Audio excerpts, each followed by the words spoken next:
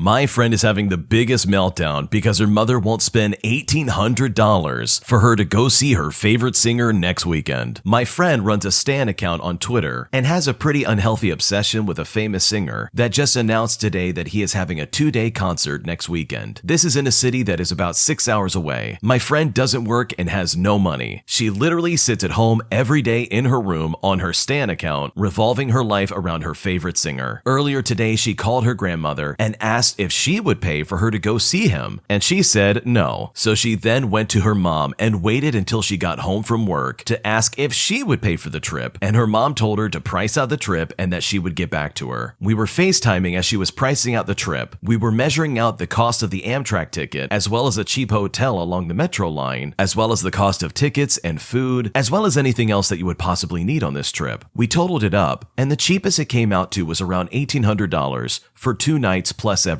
And to be honest, that's pretty cheap for that city in the grand scheme of things. But given the fact that my friend doesn't work and isn't paying a penny towards it, her mom still ended up saying no. Her mom told her after the fact that the most she would give was around $600, which covers the cost of the ticket itself. After my friend went downstairs to talk to her mom about the cost, I overheard screaming and crying as she told her mom, "You just want me to be miserable. You complain I sit around this house all the time and mope. The one time I actually want to do something, you shoot it down." She follows this up by saying, "I never get to do anything fun. You're so cheap when it comes to anything I want to do, but splurge on yourself all the time, and then have the audacity to complain when I'm depressed. You don't even care about me at all." Her mom told her she splurges on herself because it's her own money, and pointed out the fact that she was 22 years old and should have a job, and that as her mother, she shouldn't have to pay anything towards it, saying that she would be happy to help her, but she's not paying for the entire trip. My friend screamed, "Maybe if you would actually let me do things I want to do, then I would be happy enough to be able to work." And then she went on to yell at her mom for having her waste her time planning out the costs if she was just gonna say no anyways. Then she came back to her room, slammed the door, and her face was all red and crying. I asked her if everything was okay, and she was crying and said,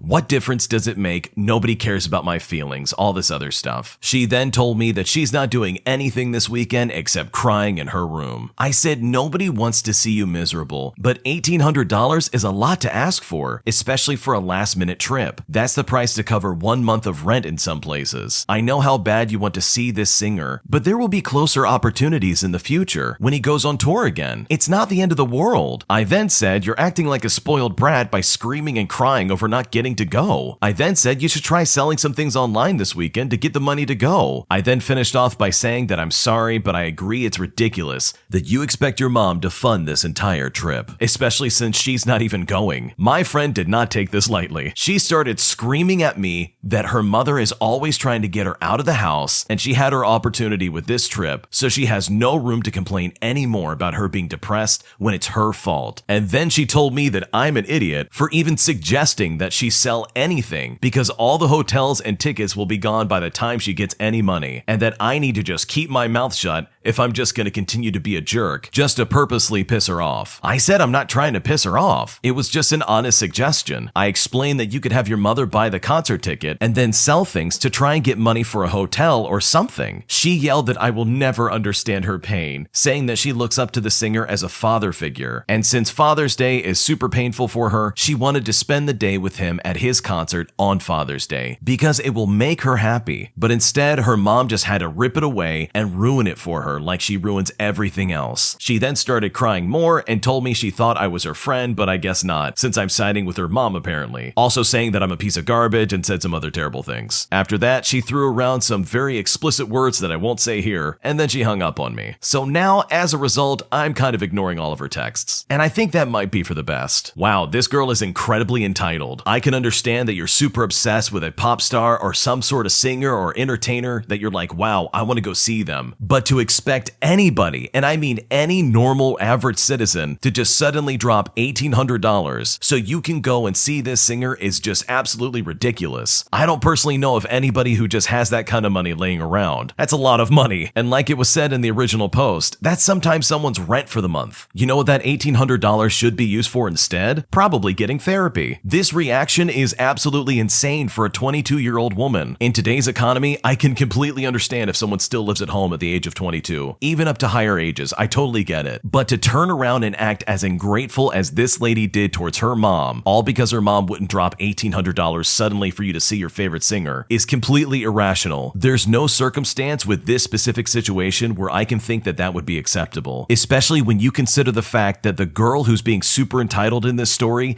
doesn't have a job, doesn't contribute to any of the bills, and doesn't provide for herself financially in the slightest. And I really do feel bad for the original poster's friend if they are actually struggling with depression and anxiety. I know exactly what that's like, but you have to take steps to try and get things going in your life. You can't let it consume you. Therapy, and in some cases medication, can help you get out of that slump in your life, and it can help you pick things up and get things going. It's really sad that they decided to act like this, and it's really sad that they're taking it out on their mom, their friend, and their grandma, and pretty much anybody who seems to walk by, but screaming and crying out and freaking out all over the place just because you can't go to your favorite concert at the drop of a hat for $1,800 is completely unacceptable, especially when it sounds like the parents as well as the friends have done everything they can to be supportive and kind and nice, despite their negative, obnoxious attitude. My boyfriend is talking to another girl, and he doesn't know that I know that he's doing it. I met my boyfriend unexpectedly last year. He was introduced to me by a close friend I had. I developed a crush on him quite quickly. We started talking through Instagram and Snapchat for months. He lived in another state from me, but long story short, he was moving out of his grandma's and asked if I wanted to move in because he inherited his own house. I was falling hard for this man, and he lived somewhere I always wanted to move, so I agreed to come along. We did move pretty fast, I know, but living here was actually quite nice. I got a job just down the road, his whole family knows me, and I've grown very close with him. His friends know me and whatnot, and I would say I trust him, without a doubt, but it wasn't until recently he had been acting weird about his phone. Just whenever he wanted to show me something, he'd turn it a certain way before showing me, or if a certain name popped up, he'd swipe up on his phone fast. Like I said, I trusted him, so I tried to ignore it, but it slowly got to me. I overthink a ton, and this was one of those things that got into my head. I had a strong gut feeling, but I've mistaken it for anxiety. I always do. I woke up at around 3 in the morning one night about a month ago. I remember that feeling was immediately there. His phone was right there. He was sleeping. I've never been the person to go through someone's phone. That just wasn't me. I never felt like I needed to, but it was a nagging feeling. So I did, just to see the name of who he had been so secretive with. Well, my intuition was right, because he was texting another girl, and it seemed like he had been doing this for most of our relationship. And by talking, he seemed like he was trying to pursue another relationship with her. And this has been happening the whole time. The entire time, he hadn't been acting distant, weird, or anything towards me. He planned things for the future, like seeing my family out of state, traveling together, teaching me to drive his quad, etc. All while this whole time trying to get with someone else. He acts the same, and it kills me even more because I can't tell him right now. I don't have the means to leave. I have no family. My close friends know about it, especially the one that introduced us. He and I plan on getting a place together, but as of now, I have to act like everything is okay until then. It's getting to me. It's breaking my heart, and I can only blame myself for moving too fast. But I honestly thought we were good. Even he always told everyone how we were good. He continues to bring me around his family and act normal. That part hurts the most because it's like, what are you doing? Why are you so okay with all of this? I know what needs to be done, but I don't know what to do with myself emotionally at the same time. I feel like I might break, and I just don't know what to do. I really would not feel bad about going through this guy's phone. You literally found out that your suspicions were true. This man is absolutely cheating on you, and it's better to find out than to never know. Imagine for a second if you were stuck in the dark about this whole thing. You would have been led on blindly by this guy, only to then be blindsided by him as he leaves you for some other side chick that you didn't even know about. I can't imagine how devastating that would be. And the fact that he's acting normal and trying to act like, oh, everything's fine, nothing to worry about, is just further proof that this is someone you don't want to be with. He is clearly a manipulative person, and it's better to get out now than to stick around and be miserable. So best of luck with moving out, and hopefully this transition goes well for you. My boyfriend is unsupportive of my PhD program ever since I got pregnant, and now he got my unsupportive family on his side, and I could be in trouble without their support. How do I get things back on track? My boyfriend and I have been together for 2 years. Everything has been good so far. He is very sweet, very loving, and he's great with my kid. We moved in together 6 months ago, And 2 months ago, I found out I'm pregnant again, putting me at about 4.5 months now. When I had my oldest, I had to give up a spot at this amazing and prestigious university because I couldn't afford to move there with a baby. I did my bachelor's as well as my master's at a local university, the first living with my parents and then in a place of my own, as this is a low cost of living area. Last year, I decided to reapply to the prestigious university for a PhD. I was hoping the working from home thing would last a bit longer, so I am still living in my hometown, even though the university is several hours away. But after I started my PhD, I was told that several elements would be in person, so I've had to start arranging for a train journey to the city my university is in, as well as booking a hotel for the days and nights that I would be there. Sometimes my son comes with me, sometimes I leave him with my parents or my boyfriend, but mostly I leave him because him coming is often really impractical. When I'm able to do a day trip, I'm often gone for about 14 hours. When it's longer, it's mostly overnight. The longest I've ever been gone was about 48 hours, from Sunday afternoon until Tuesday afternoon, all because I had things to do all Monday, causing me to get a hotel. 2 months ago, I found out I am pregnant again. The timing is not great, but I talked to my boyfriend and we agreed to keep it, and I spoke to my supervisor, and she is willing to work with me and make accommodations. So this should be ideal for me, except my boyfriend has now switched to being unsupportive. All of the sudden, he says I should either transfer my PhD back to the local university, which is bottom 30 in the country, while my new university is top 10, or I should stop the PhD studies altogether. He claims his worry is due to stress, as the PhD is quite stressful overall, as well as the traveling I have to complete just to do this. He also says that my son misses me when I travel to the university, and that he doesn't think I should do these trips with a baby. I've said my supervisor and I worked out a plan, and I know I can do this, but he isn't accepting that. My boyfriend brought my family into it, who do not approve of my degree, and they said I need to prioritize both my kids and to think about my family. I yelled at them as I felt they were being unfair, and they responded that unless I transfer or quit, they will stop babysitting. My boyfriend says he didn't mean for things to escalate like that with my family, but he is holding firm, saying that I can get my PhD anywhere else, and that I'm just being stubborn and not considering the bigger picture. How do I convince my boyfriend and family that I am looking at the bigger picture by going for this degree, as well as how I'm supposed to get them back on board to cooperate with me? The family and the boyfriend are being incredibly selfish. It's ironic that the guy would say, hey, you need to look at the bigger picture here, because that's exactly what the wife is doing. Getting into one of these programs, I can only imagine, is probably unbelievably hard, and the education that you're getting, as well as the connections that you're making, will be so crucial for your career moving forward. To just give that up again because everybody's like, no, I don't want you to do it, seems really selfish to me. It's crazy to me also that her family would provide some kind of ultimatum for her, as if they're trying to run her life. Like, who just threatens to stop babysitting their kid all because their family member decided, hey, I want to get further education? That's just really cruel and unusual. To just suddenly drop out of a PhD program that you've worked so hard just to get into in the first place is going to be a huge stunt in this lady's career, and that is just not fair. I mean, I think she would never ask this of her boyfriend. That's just ridiculous, let alone anybody else in her family. It honestly doesn't make a whole lot of sense as to why they would treat them like this. But if the option of moving to that city would come about, then in my honest opinion, maybe it's time to move out there. This is not about picking one or the other, family or your education. By picking your education, you are picking your family. I'm assuming that this PhD opportunity is probably going to open up a lot of doors with your career, and there's no reason, in my opinion, for you to give that up, all because everybody else just wants to try and use your kids against you to try and get you to stop doing it, which is just wrong in my opinion. So hopefully you find a good solution to this, and hopefully you're able to get things going and have some kind of success in your endeavors. Because honestly, if you've worked this hard to get to the PhD program, you deserve success. Today, I messed up by giving my girlfriend money to surprise my boys for their birthday, only for her to blow the money on herself with the excuse that they wouldn't know, all because of their disability. And I honestly couldn't be more upset. My girlfriend and I have been dating for about a year, and a month ago she moved in with me. She has no kids, but I have 11-year-old twin boys. I'm a single dad, and their mom left shortly after giving birth. In the beginning, she would talk about my sons or go to introduce them like, here's EJ, which is me, and here are his sons with Down syndrome, and say stuff also like, oh yeah, my boyfriend has kids, but they have Down syndrome. Even once, she commented to a friend saying,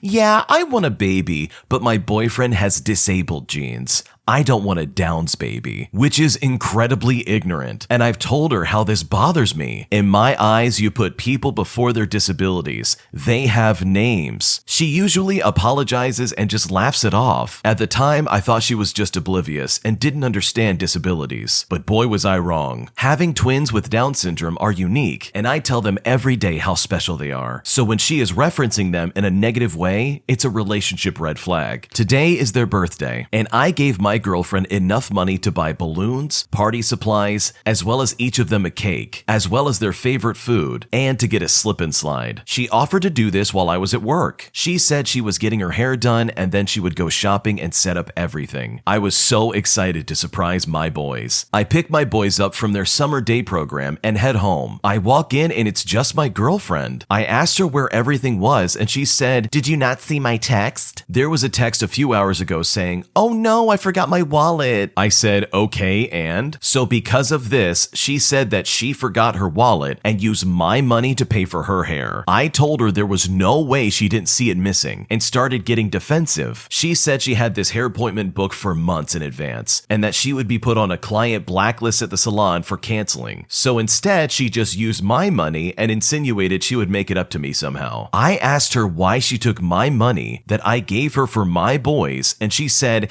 "It's not like they're gonna know it's their birthday anyways. Just tell them it's next month." I swear I have never felt so much rage in my life. We do not share bank accounts. She said, "You have a good job. I will pay you back." I told her I gave her everything I had left until I get paid again, and I get paid monthly. She said I was acting crazy when I told her to go back to the salon and then have them refund her, shave her bald, get an IOU, and start sweeping up hair for it. Then she says again that we can just pretend it's their birthday another day. She says she has no money to give to me right now. I told her what she did was stealing. I wasn't going to have a thief in my house around my kids and to get out. She started crying, saying she has nowhere to go and that I can't just evict her. She is not on the lease and hasn't lived here for a full month, nor does she have any mail with my address. I didn't realize until after she left that she stole my son's tablets, and I'm in the process of now filing a police report, and I'm shaking with anger. I was distracted trying to calm them down because they got scared that I was upset. Not only do they have nothing for their birthday, they also don't have their tablets, and they use this daily for communication, as well as using this right before they go to bed to try and help calm them down. We have food, but they were looking forward to having their favorites. I'm so tired of seeing people take advantage of people with disabilities, let alone to see it happen in my own home. This is a horrible situation. I've not felt this angry reading a story in a very long time. I feel so bad for this guy. I guess he thought he was getting someone who would be understanding towards his twin boys, and that he would find somebody who was going to be loving and caring towards them. But instead, he found a girlfriend who's going to not only steal from him, but also take all of the money planned for their birthday and use it to style her hair, all with the outrageous excuse that they won't know any better. I mean, how ignorant and disgusting and vile do you have to be to treat human beings like that? There's no good excuse in my eyes. As someone who has family members who are disabled, this story especially makes me very angry because I can't imagine someone honestly stepping into my home and talking down to somebody that I know and love, all because they have some kind of disability, regardless of what it is. I'm really happy that the original poster kicked this lady out of his house and decided, you know what, I'm picking my kids over you. Those twin boys, as well as the original poster, deserve so much better than that, and I hope they're able to get their tablets back, and I hope some stability comes back into their life, and that they're able to find peace and happiness once again, because they absolutely deserve it. Today I messed up by coming home early to surprise my wife, who was having a surprise birthday party for me. Now, I know what you're thinking. Who forgets their birthday? Yeah, I know it's weird. I had a little bit of a rough childhood, and my birthday was never really celebrated, or it was just forgotten altogether. Or sometimes it was both. So as I grew older, I forgot about myself. I mean, we never did anything and whatnot, so who cared? Now I'm married with a wonderful woman who's very thoughtful, but she always does some kind of party or date on my birthday. But sometimes I still forget. So today, I came home early from work to surprise my wife, who was, ironically enough, surprising me. I walked in quietly and I saw her in the kitchen with flour and cake mix on her forehead and tapestries. There were birthday cups, flowers, and gifts around the table. She was making a cake for a surprise party. My surprise party. My mouth dropped and I quickly walked backwards to the door, exiting quietly, and waited until 7:30 to come back home. My wife would have been so sad and she was working so hard. I couldn't ruin the surprise. So within a time frame of about 3.5 hours, I practiced my, "Oh my God, I'm so surprised" face. When I came home, she yelled, "Surprise!" And I did a very crappy surprise face that I'd been practicing for a few hours. I hugged her and we had a movie marathon. This secret will never come out, but I think this was the best birthday I've ever had. I find this kind of funny, and I will be taking this secret to my grave. So this story was adorable. My God, when you sit on Reddit all day and you read all sorts of terrible things, sometimes you need something wholesome to bring you back down to planet Earth. And this hit all the marks for me personally. So happy birthday to the original poster, and I hope your birthday was everything you didn't expect it would be. Thanks for watching. When you subscribe, make sure to hit the bell to turn on notifications. To finish listening to all the stories, use the playlist at the top of the description. And the next time you live stream, use the Cream of the Crop music. Search Cream of the Stream on Spotify or whatever platform you use for copyright-free music to use for your next stream.